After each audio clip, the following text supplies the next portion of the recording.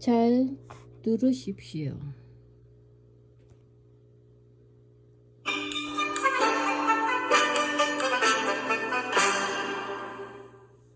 일과 안녕하세요.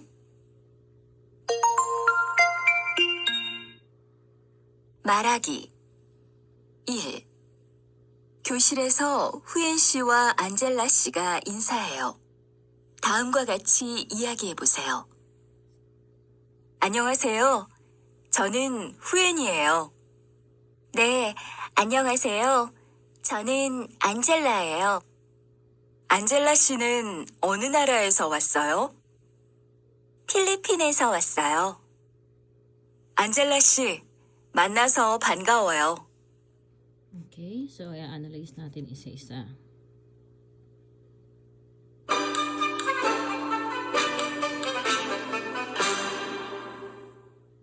일과 So, ilgwa meaning ay lesson 1. So, ilgwa. So, yung gwa niya is ganyan. Okay? Tapos,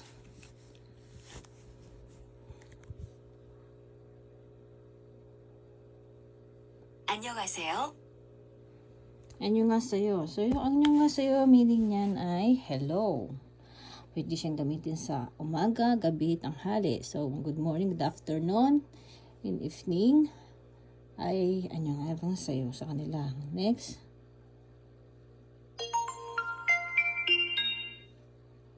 말하기 Maragi, meaning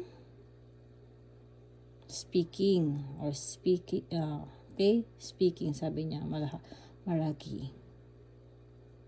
1. Il. Again, 1. 교실에서 후엔 씨와 안젤라 씨가 인사해요. So, yun, sabi niya. So, sabi niya doon, 교실에서 흐엔 씨와 안젤라 씨가 인사해요. So, ito yan. So, sa akin, iniba ko. So, nilagyan ko ng pangalan ng anak ko. Siya ka ni Dayan. Okay? Si Dayan, ang crush ng anak ko ngayon. Last year pala. Diba? So, iniba natin para mas ma-memorize. So, kyushil eso. Eso, ginagamit ito sa esto yan. Kyushil eso, meaning classroom. Eso, marker yan kung saan nangyayari. Yung verb. Okay?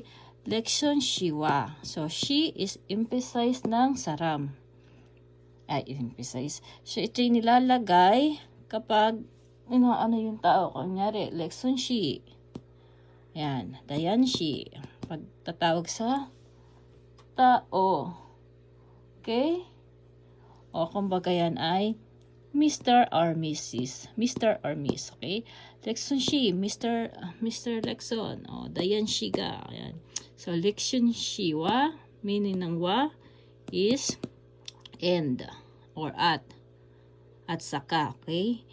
So, dahil siya ay consonant, ay vowel ng shi, yan ay wa.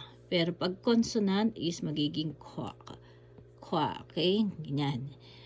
Wa kapag vowel. Okay? Ito naman is dayan shiga. Iga. Yan yung i tsaka ga na marker. Okay? Tapos insaheyo. Ini nagbatian or greetings. Greeting each other, kumbaga. So, sabi dyan, kyushil eso, leksyon shiga, dayan, leksyon shiwa, dayan shiga, insaheyo. So, ang meaning niyan, sa eskwelahan daw, si leksyon at sa dayan, ay insaheyo. Insaheyo ay greetings. So, nag-greeting each other sila. Okay, so taumgwa ay wala pa. So, ito next.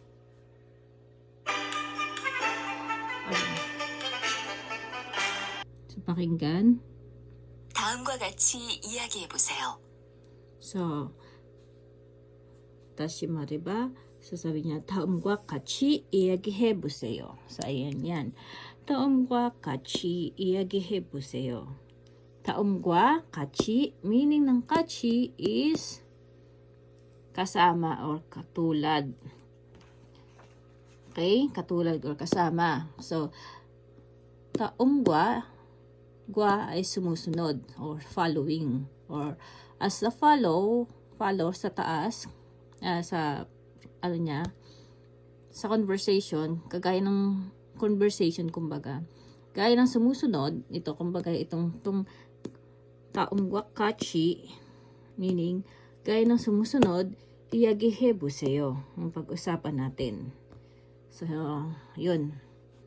Yung pag-usapan nga natin ay yung conversation dito. So, pakinggan na natin ulit. 안녕하세요. 저는 후엔이에요. So, yun siya. 안녕하세요. 저는 후엔이에요. So, dito sa akin, pinalitan ko to. Siyempre, nilagyan ko ulit ng pangalan ng anak ko. So, ay anak ko ng ibang tao. So, Lexon, sabi niya, 안녕하세요. 저는 렉슨이에요. Okay.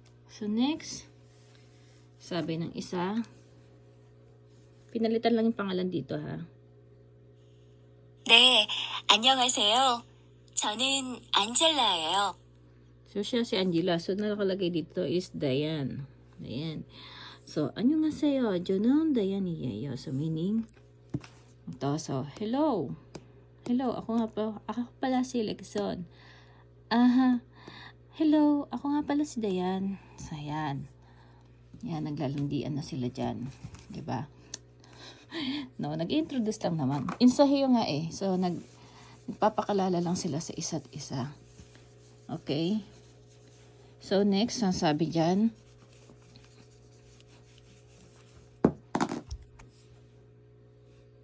안젤라 씨는 어느 나라에서 왔어요? ayun. So, sabi niya yan, ito pinalitan ko lang ha, kasi ito pangalan to. So, Angela Shinun, unon naraeso, wassoyo. So, meaning niyan, ang meaning niyan ay, halaan nyo. So, where are you from daw? Ito, pinalitan ko ng pangalan. So, Dayan Shinun, unon naraeso, wassoyo. So, lagyan natin to ng question mark. Nakalimutan natin. Okay? wassoyo. So, wassoyo. Okay?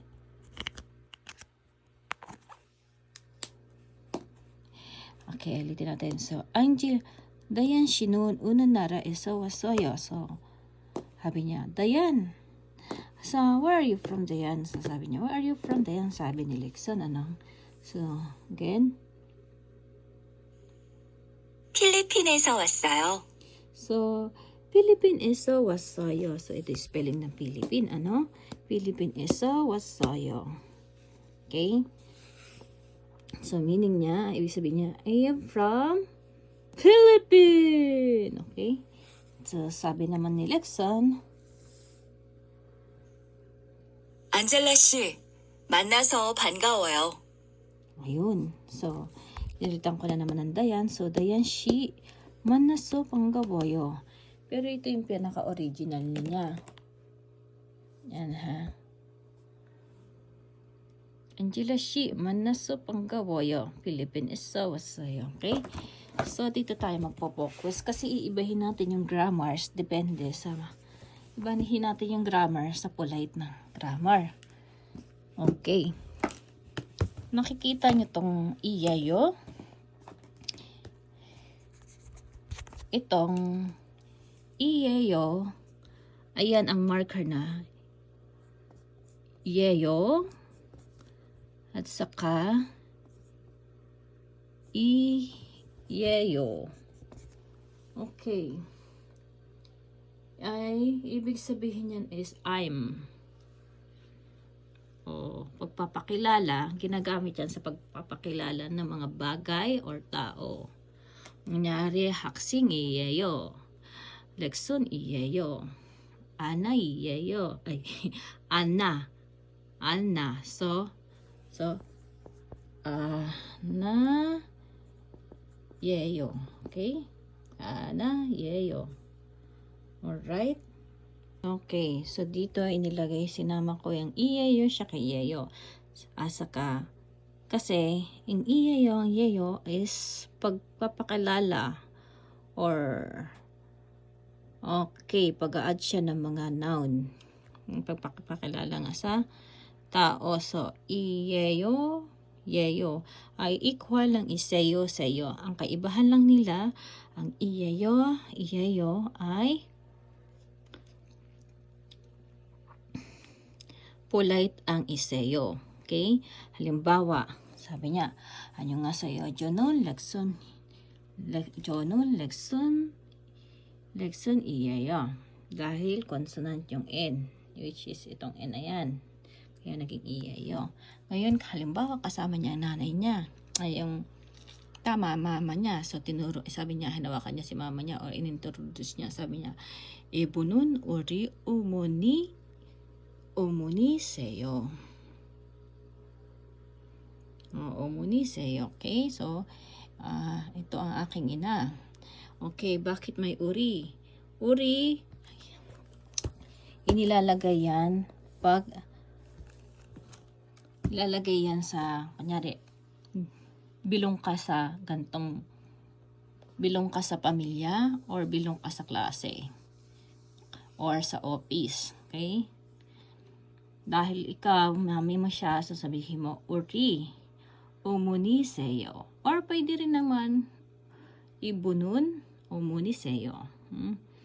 Pero kasi, nanay mo nga, halimbawa may kapatid ka, or relatives, membro ka nila, sabihin natin may kapatid ka, kaya ori, umuni, iseyo.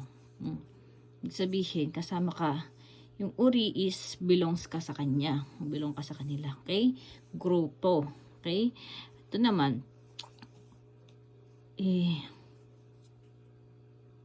So, kubunun, uri, songsingnim, songsingnimi, iseyo. Okay?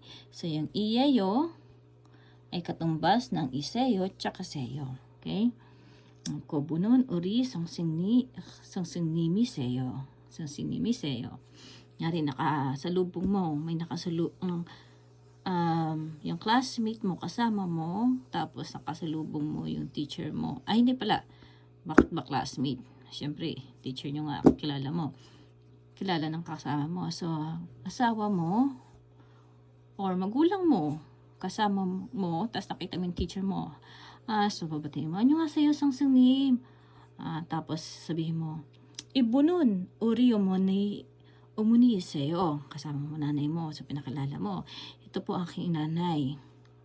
Tapos sabihin mo naman, uma, kubunun uri sangsinimi sa'yo.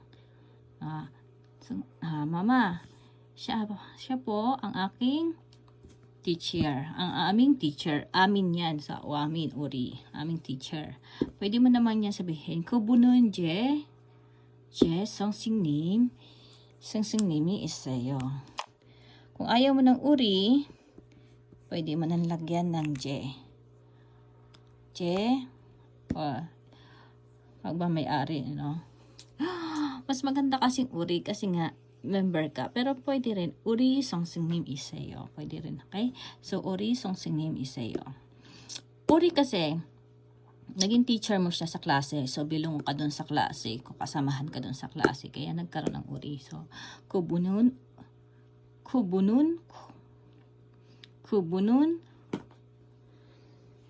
uri songsingnnim iseyo. So, again, ayun. So, kubunun, uri songsingnnim iseyo. So, again, uri is our. So, bilong ka sa kanila. Okay? Okay, ito naman, Jobunun. So, halimbawa, nakita mo yung nanay ng magulang mo. Lola. So, tinuro mo, Jobunun, so malayo. So, Jobunun, chingo halmoni seyo. Halmoni seyo, okay? So, ibunun, yan, ibunun, basa dito. Ibunun is this. Kubunun, nakaturo ka doon malapit sa kanya. Malapit sa kausap mo. Okay? Jobunun, parehas kayong malayo. So, jobunun, 친구의 할머니세요. Okay. So, ito, wala siyang uri kasi may uy. Okay? Uy is marker ng pagmamay-ari, pag-aangkin. Pag-aangkin. Pag-claim. Okay? Uy. Diba? Halimbawa, 누구의 책이에요. So, 누구의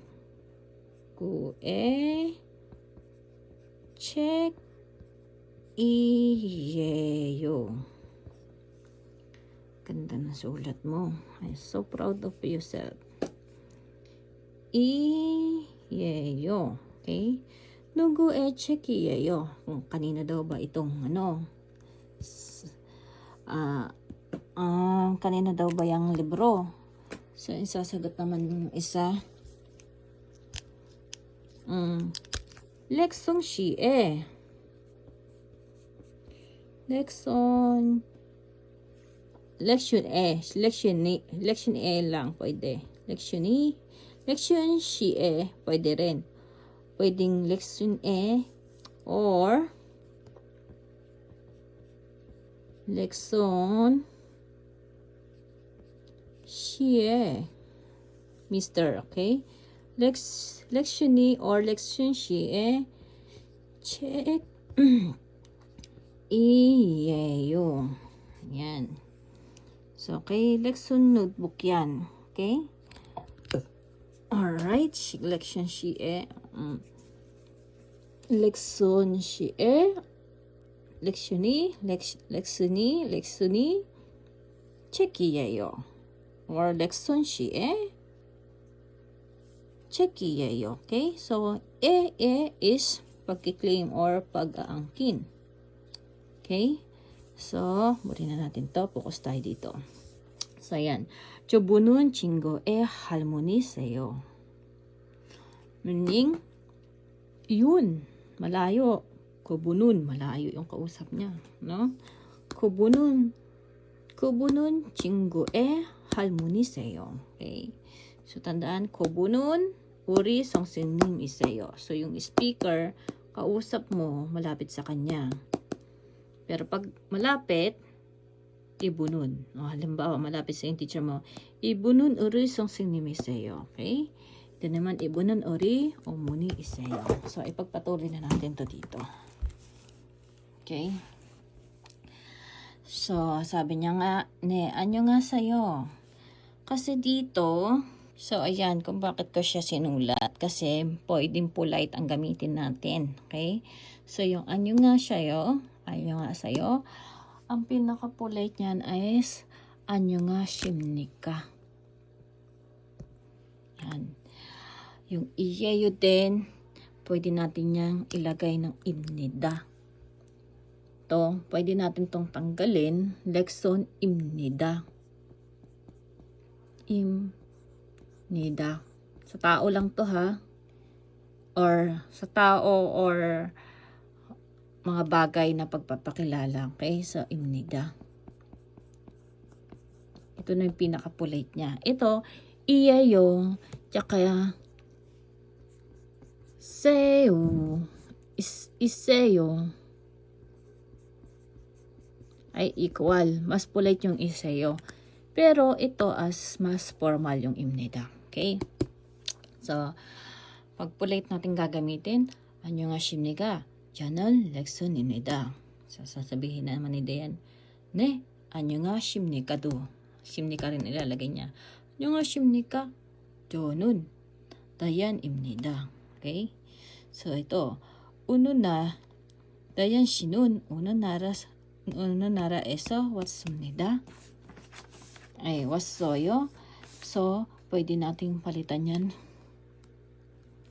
어느 나라에서 왔습니다. To, lagyan mo ng 습니다. nika pala.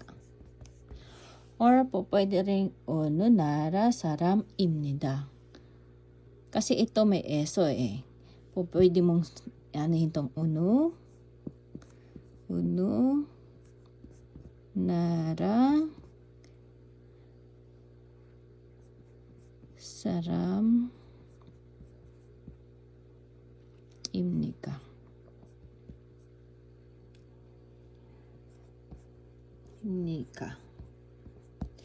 So, yan, dalawang yan ay same lang, ha? Okay, so, teng-teng, dayan shinun.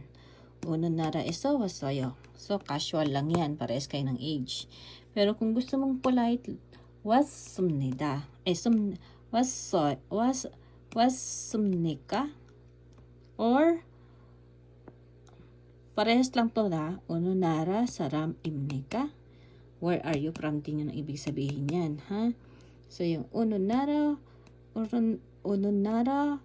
eso wassoyo ay saka uno nara eso wasumnika ay same lang. Ito ay polite lang, ito casual, at ito ay same lang din. Uno nara saram imnika ay same lang, ha? Uno nara saram imnika. Same lang na where are you from? Okay?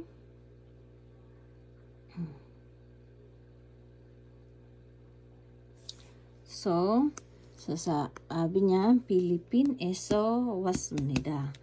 Pwede niya yung lagyan ng jonun para mas polite. Jonun, Philippine eso wassoyo. Wasumnida. Lagyan mo wasumnida. Okay. Okay, so jonun Pilipineso wasumnida. Or pwede naman is jonun Philippine saram imnida. Halimbawa. Or jonun Philippine saram imnida. Okay? Diba? So, parehas lang din yan. I am from Philippines. So, ito, pwede mo lagyan jonun Pilipinesto wasumnida. Or, ito ay polite to, ha? Ito din ay parehas jonun Philippine saram imnida. Pag tinanong ka ng uno nara saram imnika, jonun Philippine saram imnida. Okay? So, ayan. Uno nara saram imnika, jonun Philippine saram imnida. So, pwede yan, okay? Hindi mo po pwedeng itong lagyan ng jonun Philippine eso saram imnida. Hindi po pwede kasi saram is person imnida. So, Philippine saram imnida lang, okay? So, ito, dahil place wasumnida, I was born or I was living, I was eso, okay? Jonun Philippine eso wasumnida, okay?